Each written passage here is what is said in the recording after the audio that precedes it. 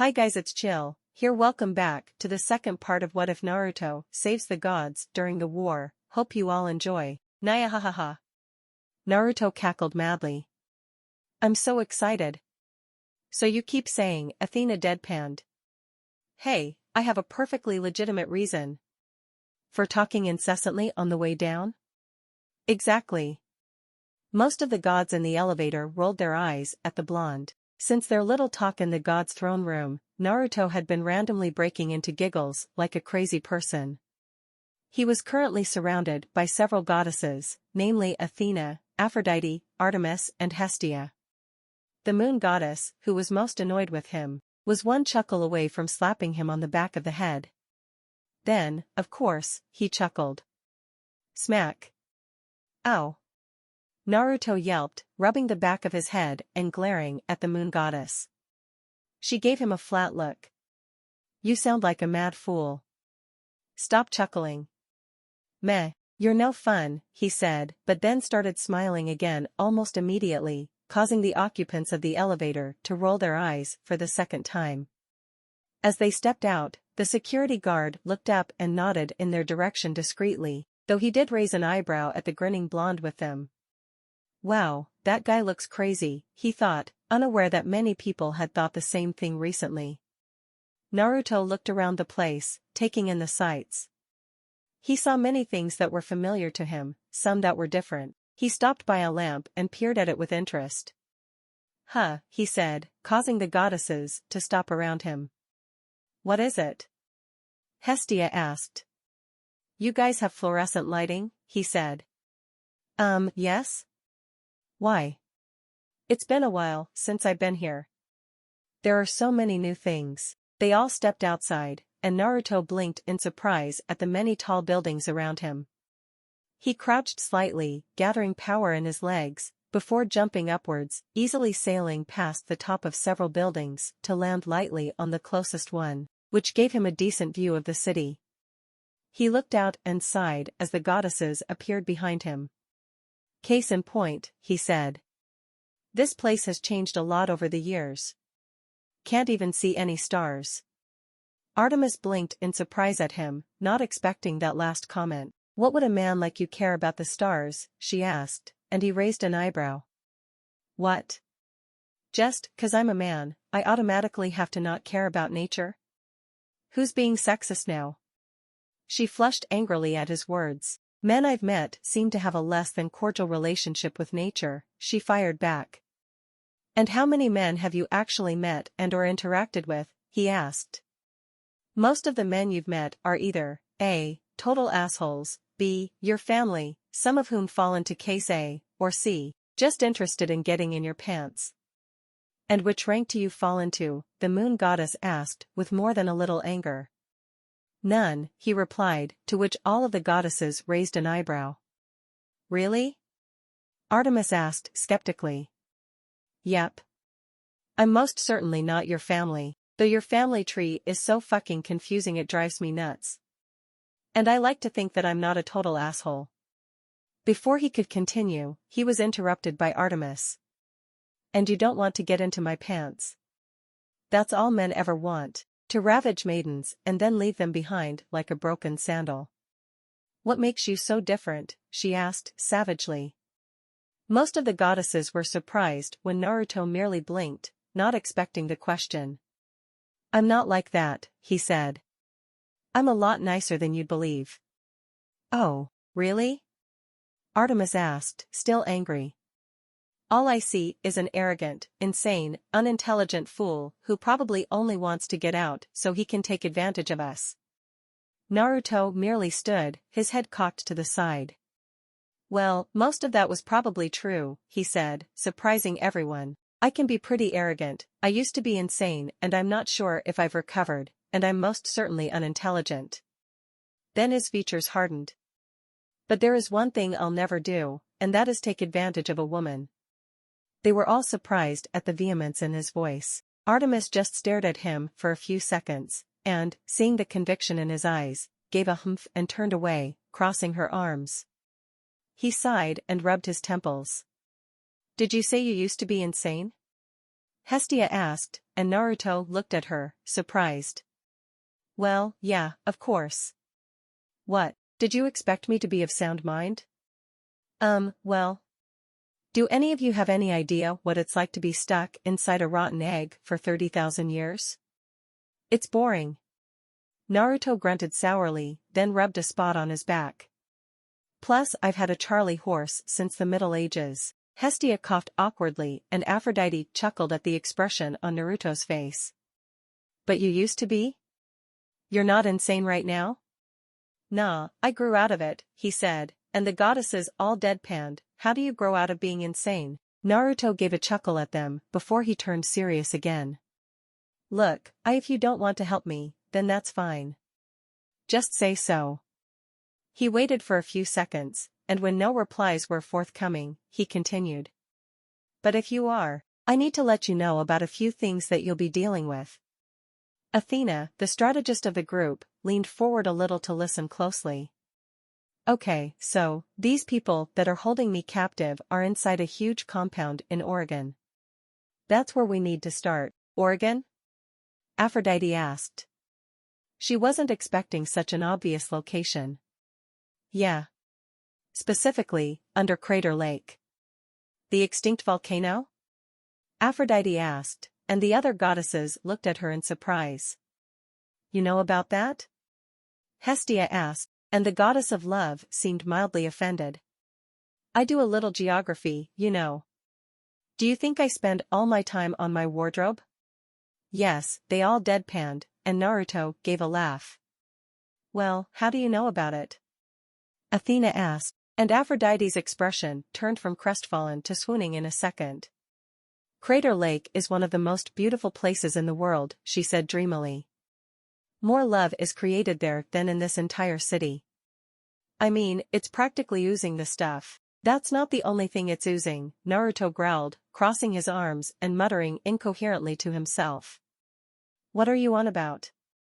Artemis asked, and the blonde sighed slowly, before rubbing the back of his head. Sorry, I just get pretty upset when I think about it, he replied, and then he ground his teeth slightly.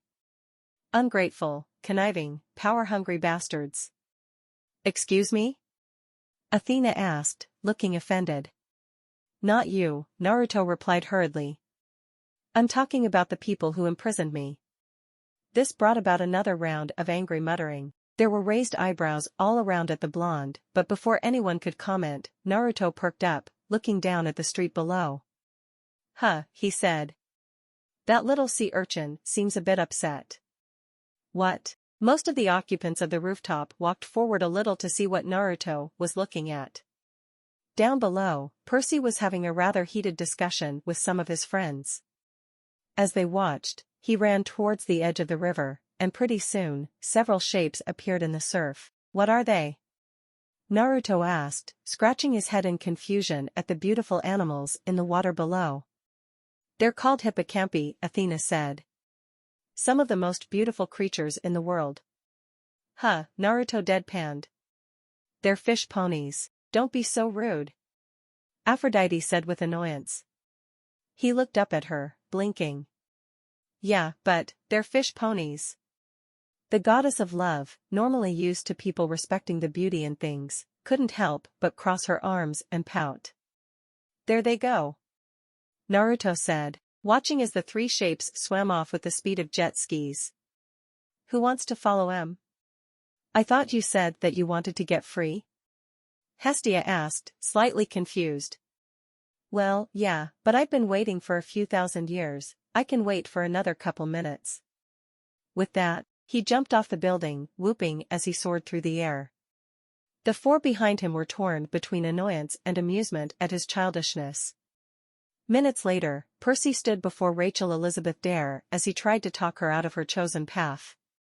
Sorry, Percy, she said with a sad smile. I'm meant to do this, I know I am. But what if Hades hasn't lifted the curse yet? You could go insane. That's a risk I'm willing to take, she said as she walked forward into the camp big house. Before he could say anything else, a cheerful voice sounded from behind him. What's happening here? Sounds exciting. Many of the campers turned around to look at the mysterious man who'd most likely saved all of their lives. Behind him, four goddesses appeared, looking slightly out of breath, causing many campers to kneel. Percy, however, wasn't having such a good time. "You! Go in there and get her out," he practically shouted at the blonde, who blinked. "Huh?" Nearly tearing his hair out in frustration, the black-haired boy elaborated. "Rachel. She's in the big house, trying to become the Oracle, but if it fails, she could go insane." "That's not necessary, Percy," came another voice from behind him, this one belonging to Apollo. "Rachel will be fine." "How do you know?" Apollo raised an eyebrow. "Hello? God of prophecy standing here?" "Ah, crap." Naruto suddenly cried out, holding his sleeve up to his nose, and the people around him gave him questioning looks. "Something smells like rotting snakes." "What the hell is that?" His question was answered as the door to the big house opened, a green mist pouring through. Naruto coughed violently. The smell was nasty, especially around the figure that the mist was issuing from. Rachel stepped out of the large building, her eyes glowing green, as she looked around at the assembled campers and gods, and finally stared at the blonde man. "Geez, could you tone it down a little?" Naruto shouted, which turned out to be a mistake, as he inhaled even more of the smoke. Gagging, he tried desperately not to throw up, and was immediately grateful when the mist receded somewhat. Then, Rachel looked over at the group of goddesses, and opened her mouth. A harsh, raspy voice sounded out, carrying the weight of thousands of years behind it. "Approach, seekers, and ask," she said, and they all blinked. "You mean, all of us?" Athena asked, clearly confused. She'd never heard of a prophecy being about more than one person, let alone about gods. The oracle gave a short nod, and she gulped, looking around at the other three, who were just as confused. What is our prophecy?" she asked lamely, and the oracle's smoke began to solidify, until it took an image that surprised everyone. It was Naruto, or at least an image of him. The lookalike opened his mouth, and in the same voice as the oracle, began to speak. "Night will fall and drown the sun, good men rise while demons run, friendship dies and true love lies. Night will fall and the dark will rise, demons run but count the cost, the battle's won but the child is lost. A man and a beast, above, beneath. One has a smile and one has teeth, while the man above might say hello, expect no love from the beast below." With those final words, the Naruto lookalike fell silent, gave one look at the original, who was gazing at him thoughtfully, before fading back into smoke, which itself began to recede into Rachel. As the last of it began to fade, she closed her eyes and slumped tiredly, about to fall over. Before she could, Naruto rushed forward and put an arm around her shoulder, steadying her. "You know something I just realized?" he said with seriousness, and everyone gulped at what his reaction would be. Then he gave a big smile. "I really am ruggedly handsome, aren't I?" Everyone face-faulted, even Hestia, normally the quiet voice of reason, couldn't help but sigh at his sheer carelessness. "Are you for real?" Percy asked. "That was easily the scariest prophecy I've ever heard, and I've heard some that would give people nightmares." "You kidding?" "Aside from the nasty-smelling smoke, that was awesome. You never take a prophecy lightly, especially not one like that." "Meh, prophecy. I emit a noxious effluvium in prophecy's general direction." "I'm surrounded by idiots," Artemis groused, causing two voices to say hey. Everyone quieted as Rachel began to stir, still being held by Naruto. As she opened her eyes, she caught sight of the handsome blonde man holding her up, and her cheeks darkened slightly. What happened?" she asked. "Well, you kinda spewed green smoke and said a rhyme," Naruto answered bluntly, and everyone facepalmed. "For the love of," Athena said. "He's such a..." Aphrodite groaned. Rachel blushed harder, but his next words cut her off. "It was so cool." She blinked. "Really?" "Well, the smoke smelled kinda funky, but other than that, it was totally awesome." His point was somewhat ruined when he turned away and belched out a sizable cloud of green mist. Heh, sorry.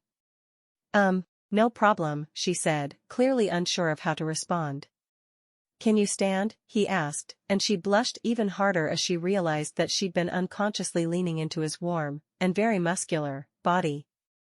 Yeah, she said, stepping away from him with only a hint of reluctance. I think that it's time you explained some things to us, brother, Artemis said with a glare at the sun god, who was caught off guard at her sudden question. What? Don't play dumb with me, no matter how easy it is, she growled at him, and Naruto laughed. Ha ha, good one, he said with glee at the offended look on Apollo's face.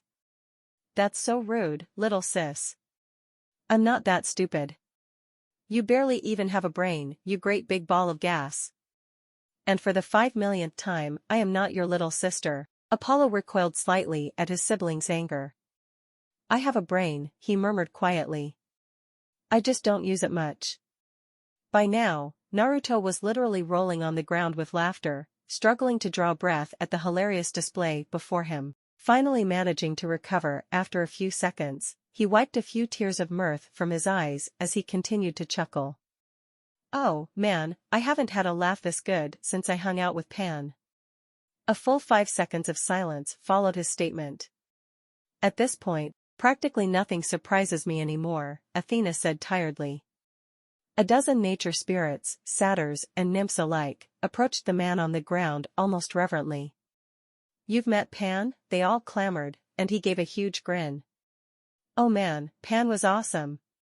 I met him when I was exploring. He and I had so much fun together. We sang, drank and danced like idiots all over the place, and we loved it. Wait a minute. Aphrodite said. If you met Pan, why haven't we seen you sooner? He was a god, he should have told us. There were a few reasons for that, Naruto said. For one, I was almost as weak as an average human, but the real reason he didn't tell you was because I asked him not to. Why? Didn't you want to get free? Hestia asked, confused, even though Athena immediately saw the wisdom of his actions. You did want to get free, she said quietly. You just couldn't trust us to help you. Exactly, he said sadly. I had watched the gods for centuries. I knew that if I tried to present my case to Zeus, he would shoot it down, or even likelier, shoot me down, and that was something I couldn't afford. I'd spent too much effort into finding a way to communicate with the outside world. I wasn't about to risk screwing it up. Everyone around was quiet as they tried to absorb that information. Finally Artemis broke the silence. That's another thing I've been meaning to ask you, she said. How are you even speaking to us? If your physical body is 600 feet below the ground, how are you here? Naruto seemed to sag slightly as the question was posed to him, and for the first time, the people around him got a little glimpse of how miserable he was.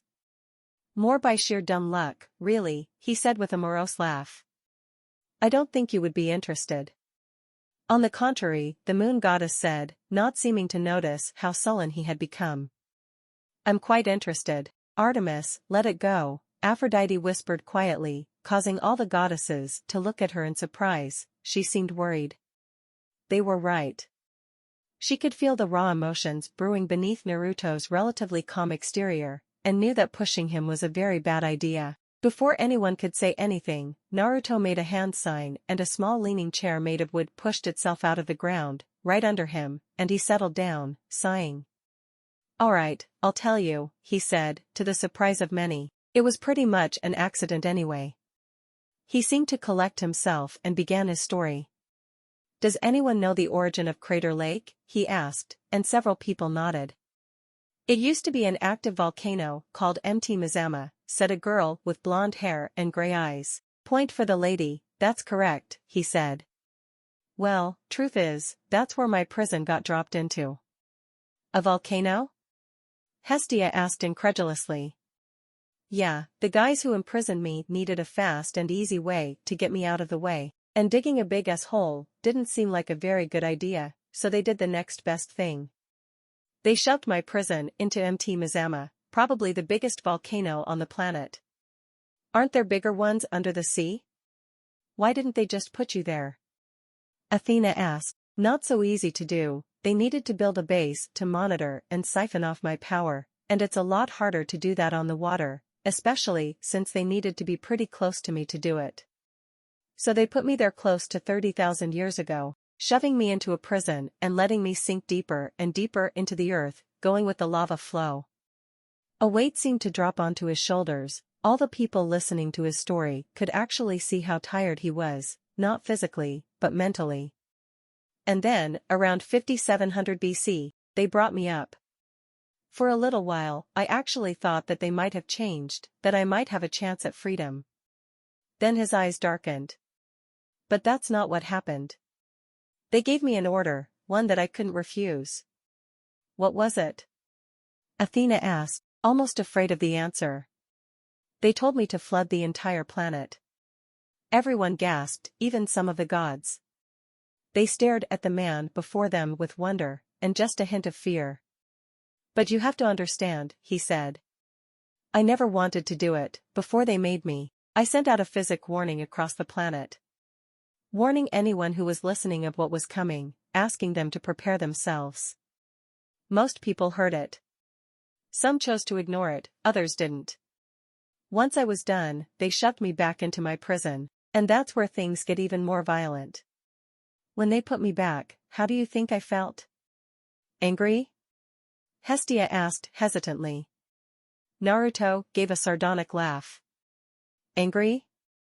Angry doesn't even begin to cover it.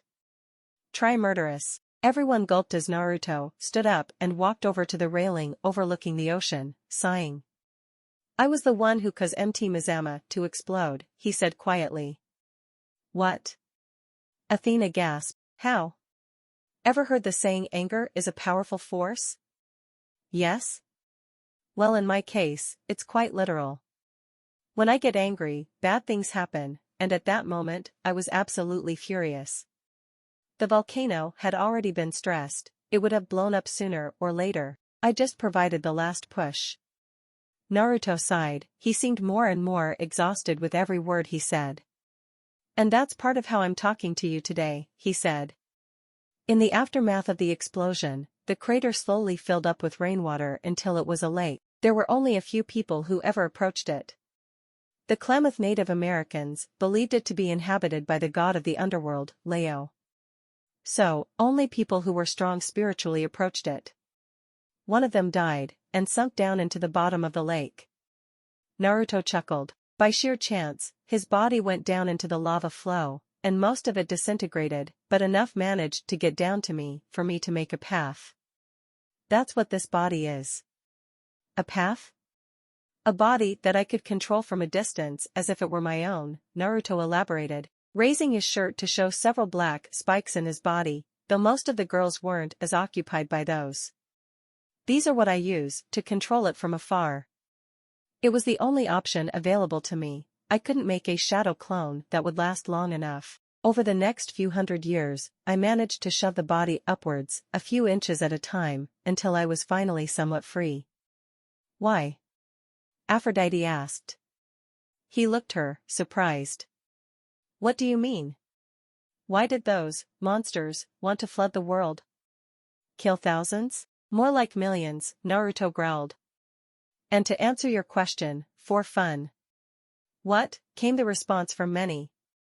The blonde merely grit his teeth. That's why I want to get free, not just because of what's happening to me, but for all the people those bastards made me kill. They deserve justice. His voice deepened, becoming lower and angrier. And I deserve vengeance. Silence flowed for a few seconds, and Naruto gave a sigh, releasing a little bit of tension. Okay. Everyone looked at the source of the voice, and were surprised to see Artemis looking at the blonde thoughtfully. I'll help. You're right in that the people that died deserve justice. Then her eyes narrowed. But I'll help for them, not for you. Because, in all honesty, I don't trust you. She walked off, leaving many surprised people behind, including but not limited to the three other goddesses. I'll go too, said Clarice, who had recently arrived, in time to hear Naruto's story. And me, Aphrodite said, giving a smile to the blonde, who returned it tiredly. I will as well, Athena said. Hestia didn't say anything, just gave Naruto a small nod and a smile. Well, awesome. Naruto laughed. I'm gonna get free.